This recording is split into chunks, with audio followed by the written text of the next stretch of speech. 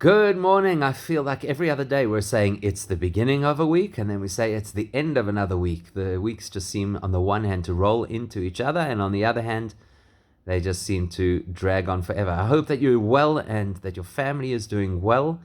And please, God, let's hope to hear really good news on a constant basis, even under these circumstances.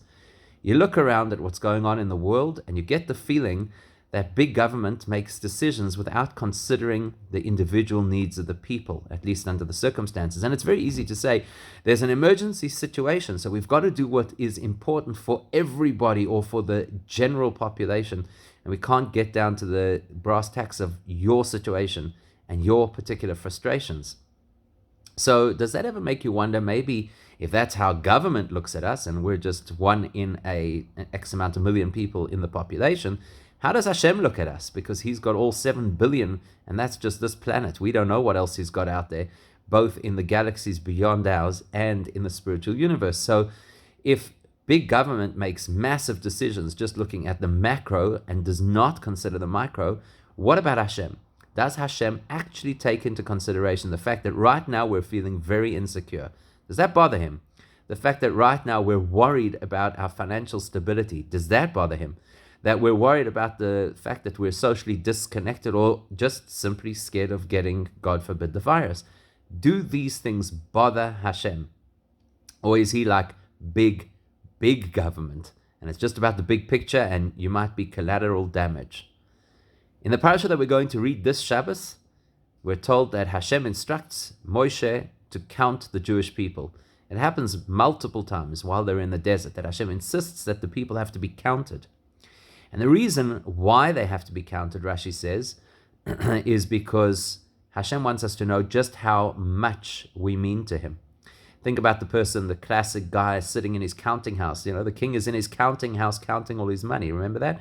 So when you count something, it shows that you actually care about it. You want to know, how much do I have? In halacha, in Jewish law, something that has been counted and assigned a specific value, the expression is einoi botel. It can now no longer be overwhelmed or nullified by other things. So, for example, in the laws of kosher, right, if a piece of meat falls into a pot of milk, so if there's enough milk, the meat is considered nullified. In other words, it does not make it non-kosher. But if it's a specific quantity of meat, let's say that it was something that was sold by number, 2 tongues that fell into a bowl of milk, then there's nothing in the world that can allow it to now be kosher, because something that has been counted can never be destroyed. In this week's parasha, Hashem counts us to teach us 2 things. Number 1, he cares about each of us as an individual. Every one of us is worthy of his attention. Number 2, once he counts us, and this should be very encouraging for us, that means that he gives us the power that in spite of whatever might be swirling around us, no matter how dramatic the world is and how dark it might appear, we won't succumb. We won't be wiped out. We'll come out on the other end of this.